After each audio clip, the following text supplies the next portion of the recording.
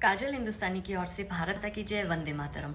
मुझे बहुत से मोदी समर्थक ये कहते हैं कि मोदी जी चुप क्यों बैठते हैं, ये महागठबंधन के अगेंस्ट कभी क्यों नहीं बोलते, और देश में जो मोदी जी के खिलाफ ये सारी ताकतें एक हो रही है, अब उन्हीं ताकतों ने विदेशी महागठबंधन भी बना दिया है।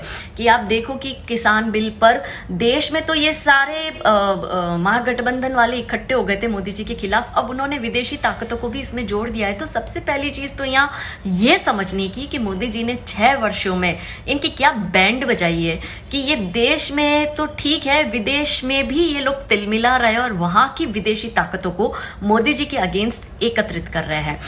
और आपको याद होगा, मैं आपको एक रिकॉल करवाती हूँ, आपने कृष्ण और जरासंध की कहानी सुनी है कि कृष्ण भगवान ने जब कंस को मार दिया था तो कंस का जो ससुर था जरासंध, वो तिलमिला गया था और वो कृष्ण और बलराम को मारना चाहता था। तो जरासंध ने क्या किया, कृष्ण के जितने भी दुश्मन थे उनके साथ महागठबंधन किया, लीड जरासंध ने किया और उन सबको एक छत के नीचे एकत्रित किया और 17 बार मथुरा पर आक्रमण किया।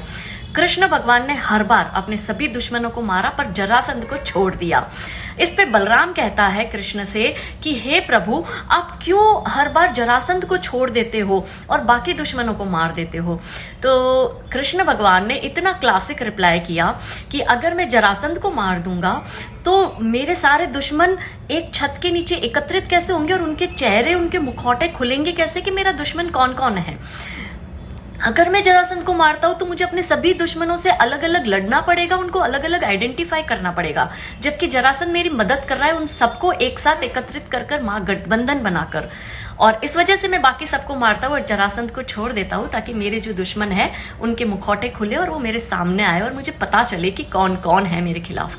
तो मोदी जी भी बस वही कर रहे हैं। भरोसा रखिए कृष्ण और बलराम की इस जोड़ी पर, नरेंद्र भाई मोदी पर और अमित शाह पर। जय हिंद।